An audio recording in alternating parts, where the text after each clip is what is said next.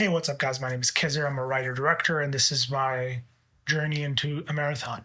If it's your first time here, the point of this channel is when I got into the hobby of running or the sport of running, there wasn't really a lot of really good advice for beginners. I found that most advice was really helpful for probably people that were very into running, and unironically that advice is that I was watching as a beginner is really good for me right now, and it's actually advice that I take right now. So it's kind of, I just felt like we were really missing on a lot of kind of helpful content, helpful tips and tricks and things like that for people that just started getting into running, that were kind of liking running but didn't really know how to actually become consistent at it, or what that really actually even looks like. But this video is more about my journey on how I lost weight, and I can't really be like, this is what you need to do or whatever it is. I'm just going to tell you guys about my journey and like the couple of things that really helped me, and hopefully you guys can take something from that. Before we start, as a preface to the entire video, losing weight is simple, but it's not easy. The more you complicate it, the harder it's going to be on yourself. So try to make it as easy as possible, make it as few steps. It'll just be easier on yourself. The first thing is, it really is all food. And the way you really consider that is track your calories. I know people have said this, and I don't think that you need to track your calories forever. I don't. I think that you just need to get into the habit of understanding what your food is actually doing and how much your body needs to consume and what the value of each food is. The best analogy I can give you is to the people that don't track your calories, it's like using a credit card and not really looking at the price tag that you're getting. So you're essentially like going up to a dollar store and then you're just buying, and then you're going up to Home Depot or like a furniture store and just buying the next thing, and you don't really know what the costs are. You don't really know like what you're getting, how much it's accumulating up, and then by the end of the month you're looking at it, you're like, whoa, why is my bill like $20,000, or why is my bill $10,000, or whatever it is. So my point is that I think for like 1 to 2 months at the bare minimum, you should track everything. I mean, everything. And I think in today's age, it's actually a lot easier, especially if you go out and eat. I think ChatGPT has a calorie counter, which is essentially like you just take a photo and it tells you the calories. That's a really good way of like, if you're going out and eating, or if you're getting something from outside and you don't know what the calories are and it doesn't say it on the store website or whatever it is, that's an easy way to track that.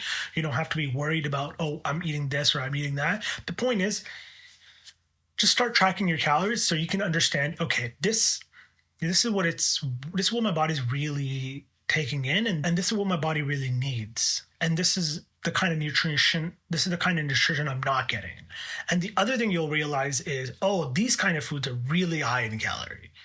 Oh, I can avoid those, and then I can still eat this or whatever it is. And if you're like me and you have some sort of wearable that's recognizing how much calories you're losing in a day with like extra movement and stuff like that, I found that I don't know if this was healthy. I think it was kind of healthy. Like my minus 500 calories a day, that was my thing.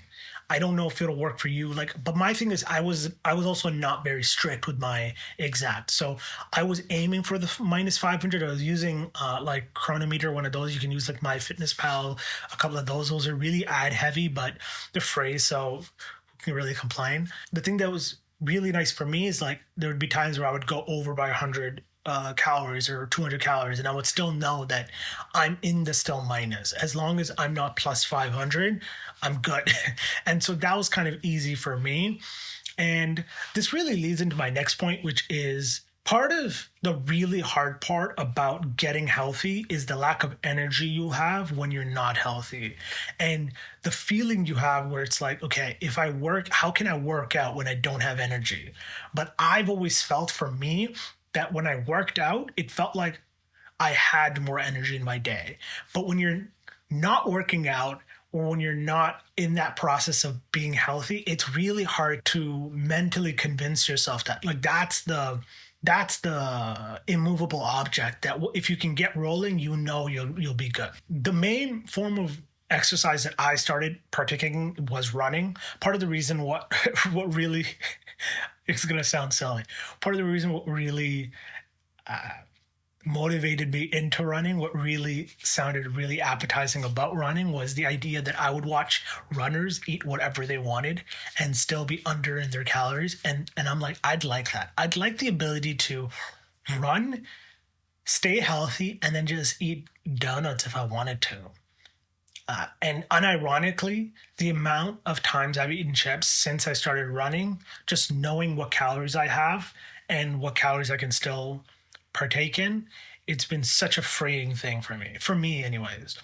And so that's the one thing. It's that I agree with a lot of the sports scientists and like the nutritionists that kind of say calories are calories, and if you're under, then you're going to lose weight.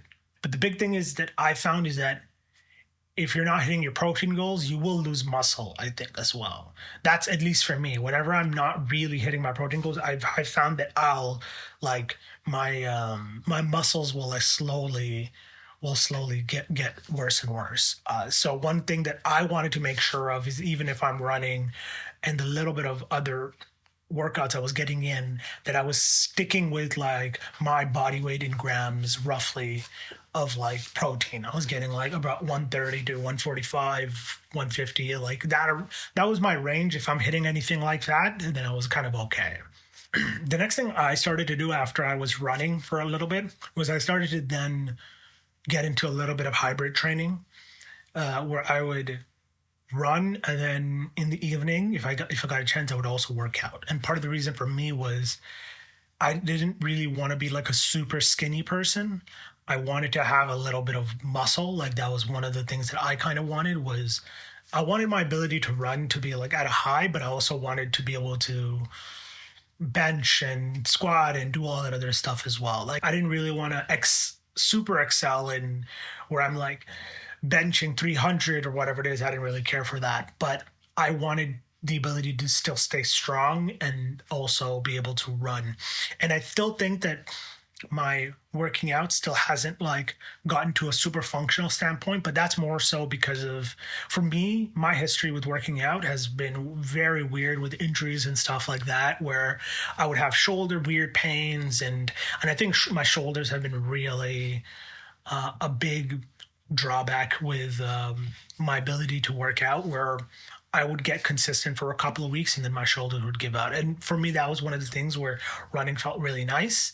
And I think that's probably one of the things where doing a hybrid is probably nice, is that your ability to still run if your shoulders are hurting or something like that. And then if your legs, or you have an injury with your legs or something like that, then you can still do upper body training. But the idea is like you're still getting some sort of movement, something in, and your body's still working. And I think that's important.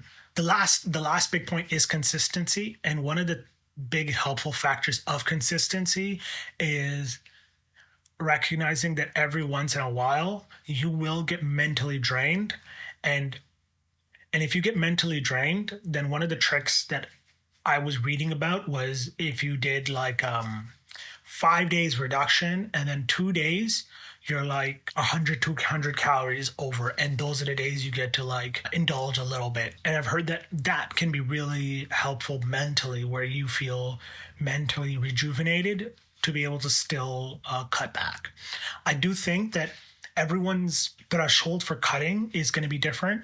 For you, going for like a minus 500 might not work. For me, it did. For me, one of the reasons it did is, even though that is probably drastic for a lot of people, is that I wasn't super stringent on the number. And on my goal, on my chronometer, I wrote minus 500. And there's a lot of days I hit that. And there's a lot of days that it went over. But having the threshold of like, as long as I'm not over 500, that amount on chronometer, I'm good, made things really appetizing, so that like at the end of the day, if I'm still hungry and I'm, let's say, and only have 100 calories, I know that I could still go up to, I can still have a 300 calorie meal and I'll be fine, because it's over 200, but I'm still in my zone. You know, it was those kind of mental tricks that made it really easy for me to be able to make this consistent. And so that's the point here, is that do whatever you can to make things consistent.